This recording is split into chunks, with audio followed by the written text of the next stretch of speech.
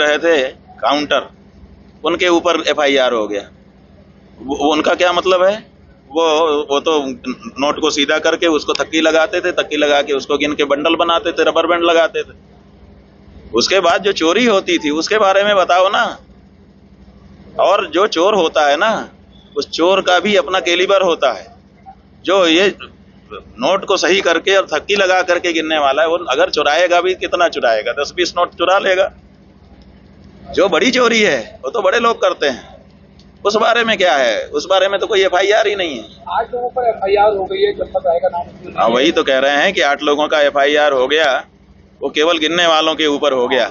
जो गिनवा रहा था और कहाँ भेजना है कितना तय कर रहा था, उसका कहाँ नाम आया? अभी सरकार तो कह रही है कि विपक्ष मुद्दा उठा रहा है। अरे भाई, मुद्दा है तो उठा रहा है।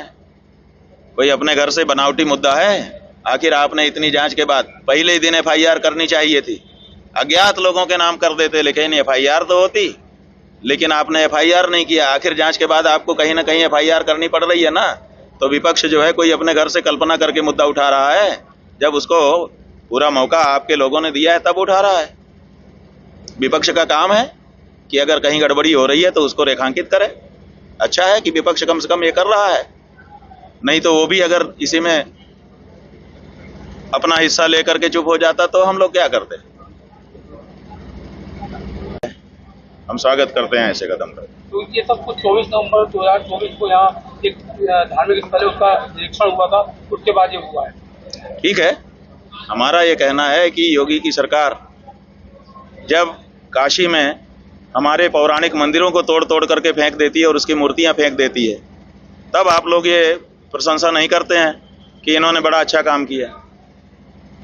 संभल में चूंकि मुसलमानों के कब्जे में है, तो मुसलमानों के कब्जे वाली चीज को आप निकाल करके कह रहे हैं कि हम बड़े तीर्थ के हिमायती हैं। और जो काशी में जो हिंदुओं के ही कब्जे में था, किसी मुसलमान का कब्जा नहीं था, वहां पे आपने मंदिरों को तोड़ तोड़ करके और मूर्तियों को तोड़ तोड़ करके नाले में फेंक दिया। तब कहाँ गया था आपका हिंदुत्व? आप केवल संभल से प्रशंसा पा जाएंगे? आपका आकलन इतिहास करेगा और बताएगा कि औरंगजेब से भी ज्यादा अन्यायी अगर कोई था तो आप लोग थे हिंदुओं के लिए। राम मंदिर में तो मनमानापन शुरू से हो रहा है। ना तो शास्त्र की बात मानी जा रही है, ना तो वेद की बात मानी जा रही है, ना तो गुरुओं की बात मानी जा रही है। जो नेताजी चाहेंगे वो होगा।